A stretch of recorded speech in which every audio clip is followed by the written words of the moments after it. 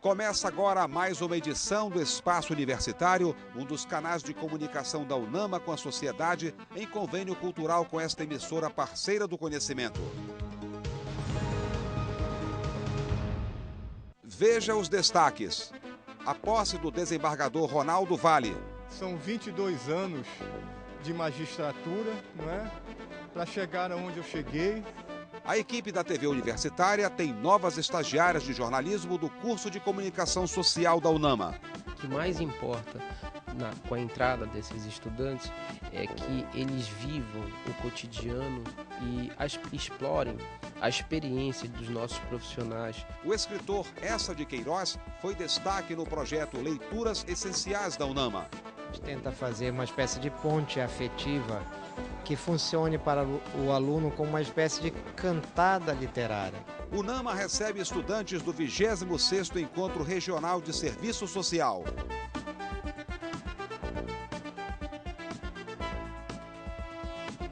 No Entrevistas Série Saúde, o uso profissional da voz, tema de um curso de extensão da UNAMA. A convidada é a professora Niele Medeiros.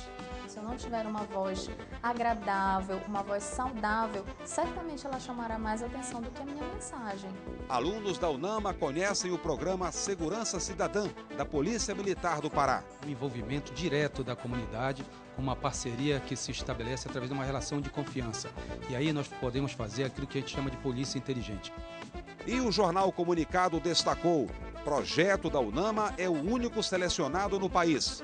O título se refere ao projeto de construção de habitações saudáveis aprovado para o Haiti. Em instantes, no Espaço Universitário.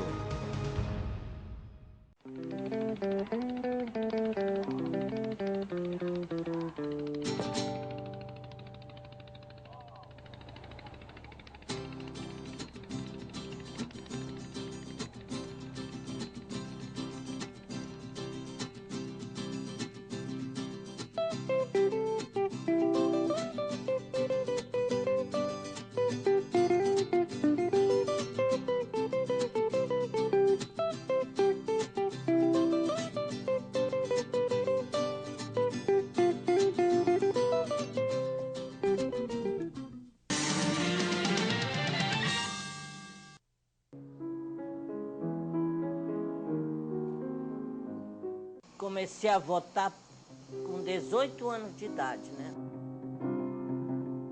Foi uma alegria enorme, porque eu me considerava uma cidadã brasileira. Eu votei sempre e voto com prazer de escolher aqueles que vão nos representar.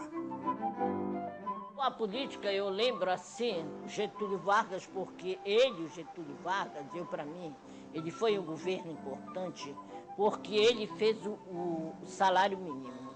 O Dr. Juscelino Kubitschek representa um marco na história política do Brasil.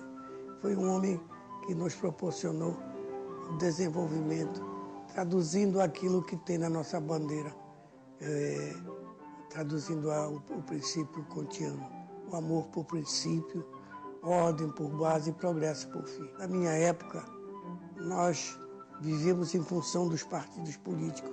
Quer dizer, nós lutávamos pelo partido. E hoje o que eu vejo é uma preocupação pessoal de cada um só se eleger. É porque antigamente a mulher era como desvalorizada. Eu penso assim, não é só no voto, era em tudo. Hoje não, a mulher, graças a Deus, está em todo, está na repartição, está na política, está na sociedade de modo geral. Eu achava melhor o meu tempo, né? No meu tempo havia mais decoro, posso dizer assim, mais decoro daqueles que representavam o povo, no meu caso, o povo paraense, né? A democracia, para mim, é tipo a liberdade. Então, essa liberdade também, ela tem as suas ordens, suas leis. Mas é que as pessoas também abusam dessas leis. Tanto os políticos como o próprio povo. É o melhor regime que nós podemos ter, é o regime democrático.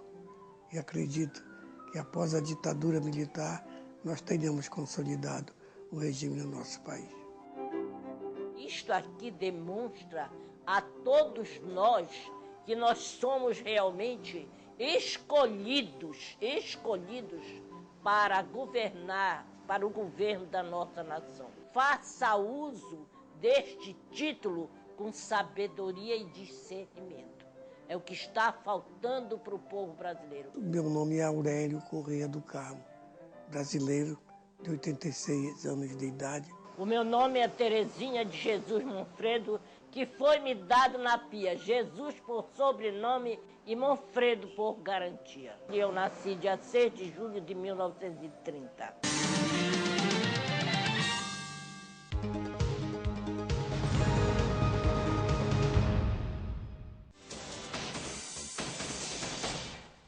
A fonoaudióloga Aniele Medeiros, antiga aluna UNAMA e mestra pela PUC São Paulo, é a responsável pelo curso Uso Profissional da Voz, que a Superintendência de Extensão realiza no campus Alcindo Caccella nos meses de abril e maio. Serão 60 vagas destinadas a alunos e profissionais que precisam usar a voz corretamente. Professora, qual será a linha base desse curso, considerando os vários aspectos do universo da comunicação? Quando a gente fala em comunicação, a gente fala em vários aspectos que compõem essa comunicação. E a voz é um deles, na verdade, é um dos principais aspectos que permeiam a comunicação. Além da voz, tem a comunicação corporal, em que eu vou observar a expressão facial, o uso de gestos, a postura corporal. Existem também aspectos relacionados à fala propriamente dita, que é a pronúncia, que é a melodia de fala, a velocidade de fala, e os aspectos referentes à voz também, que é a intensidade, o tom que eu utilizo a minha voz, se é um tom mais grave, se é um tom mais agudo, porque cada um desses aspectos eu vou poder acessar de acordo com a situação, de acordo com o conteúdo que eu vou falar e de acordo com o meu interlocutor. Mas eu preciso conhecer esses aspectos para que eu possa, de forma consciente e eficaz, lançar mãos à medida que haja necessidade. Então, se a pessoa não se conhece como comunicador, fica difícil de ela ter uma voz bem impostada, uma postura adequada ao contexto, um conteúdo condizente com a situação e com o seu interlocutor. Então, todos esses aspectos vão compor a comunicação e são importantíssimos para que eu me comunique de forma eficaz. Então, ter uma comunicação objetiva, claro, é um pré-requisito para você ter sucesso no mercado, no seu negócio, no dia a dia? A comunicação ela deixou de ser uma necessidade para se transformar num diferencial competitivo para os profissionais que almejam uma posição de destaque no mercado de trabalho. Então, uma pessoa que se comunica de forma dinâmica, de forma proativa, de forma expressiva, certamente ela terá destaque frente aos seus concorrentes.